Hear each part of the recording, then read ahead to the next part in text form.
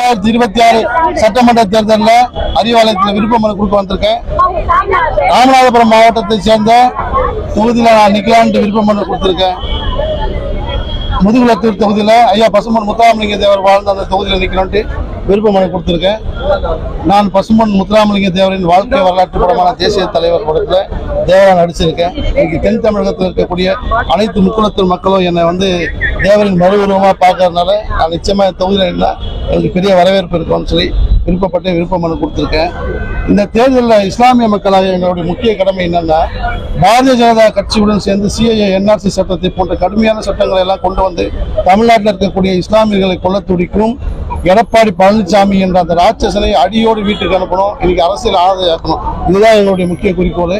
பிஜேபியையும் அதிமுக என்ற எடப்பாடிக்கு இருக்கக்கூடிய அந்த கட்சியையும் நிச்சயமாக நீங்கள் தமிழ்நாட்டில் நாங்கள் விட மாட்டோம். எங்கள் உயிர் உள்ளவரை ஒவ்வொரு முறையும் இஸ்லாமியர்களாகிய நாங்கள் திராவிட முன்னேற்ற கழகத்தில் தான் வாக்களிச்சுட்டு இருக்கோம். இந்த வாட்டி கூடுதலான வாக்களிப்போம், வெறிகுண்டு அளிப்போம். நாங்கள் மட்டும் இல்லாமல் அனைத்து இந்திய அண்ணா திராவிட முன்னேற்ற கழகத்தில் இருக்கக்கூடிய எம்ஜிஆரின் உண்மையான விசுவாசிகள், புரட்சி தலைவி அம்மாவுடைய உண்மையான விசுவாசிகள் அனைவரும் ஒன்றிணைந்து அன்னைக்கு அதிமுக என்ற ஒரு கட்சியை அழித்துக் கொண்டிருக்கும் எடப்பாடி பழனிசாமியை நடுத்தெருவில் நிற்க வைக்கணும், அவரை விரட்டணும் அப்படின்றதுதான் என்னுடைய கோரிக்கை.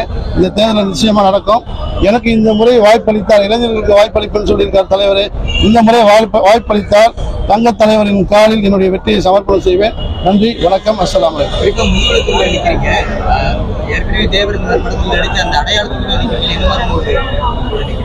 முதுகுளத்தூர் என்ற ஐயா பசும்பொன் முத்துராமலிங்க தேவர் வாழ்ந்த இடம் அவருடைய திருக்கோயில் இருக்கக்கூடிய இடம். ஏன்னா அங்கே நன்கு பரிச்சயமாக நான் இருக்கேன்.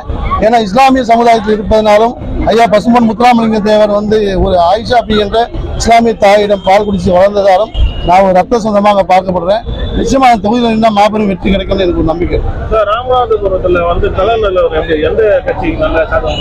ராமநாதபுரம் எப்பவுமே திமுகவுடைய கோட்டை தான். ஏன்னா கடந்த முறை பார்த்தீங்கன்னா ராமநாதபுரத்தில் திமுக தான் வெற்றி பெற்றிருக்கு. இந்த வாட்டி அதிகப்படியான தொகுதிகளை ராமநாதபுரம், மதுரை மற்ற தென் மாநிலங்களில் இருக்கக்கூடிய அனைத்து தொகுதிகளும் நிச்சயமா வெற்றி பெறும். ஏன் வெற்றி பெறும்னா, இன்னைக்கு ஓபிஎஸ் இணைஞ்சது மிகப்பெரிய பலமா இருக்கு. ஓபிஎஸ் இணைந்தது எங்களுக்கு முக்குளத்தூர் மக்கள் மட்டும் இல்லாமல் அதிமுகவில் இருக்கக்கூடிய புரட்சி தலைவியின் தொண்டர்கள், புரட்சி தலைவர் தொண்டர்கள் நிச்சயமா ஓபிஎஸ் பக்கம் வருவாங்க. அந்த வெற்றி எங்களுக்கு சாதகமா இருக்கும்.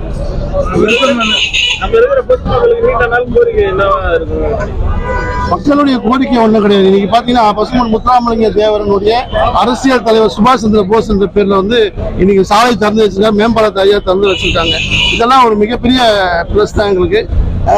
பசும்பொன் முத்துராமலிங்க தேவருடைய பேரை ஏர்போர்ட்டுக்கு சுற்றணும் சொல்லியிருக்காங்க. இந்த ஆட்சியில நிச்சயமா முதலமைச்சர் சுட்டுவாருன்னு நான் நினைக்கிறேன். விருப்பம் ராமநாதபுரம் மட்டும்தான் சொல்லிருக்கீங்களா இல்ல வேற தொகுதிகள்? இல்ல, ராமநாதபுரம் மாவட்டம் மட்டும் தான் சொல்லியிருக்கேன். முதுகுளத்தூர் மட்டும் தான் கட்டியிருக்கேன். ஒரே ஒரு சாய்ஸ் தான். அது ஒரு சாய்ஸ் எனக்கு வாய்ப்பு கொடுத்தா நிச்சயமா இப்ப வெற்றி பெறும். நன்றி, தேங்க்யூ.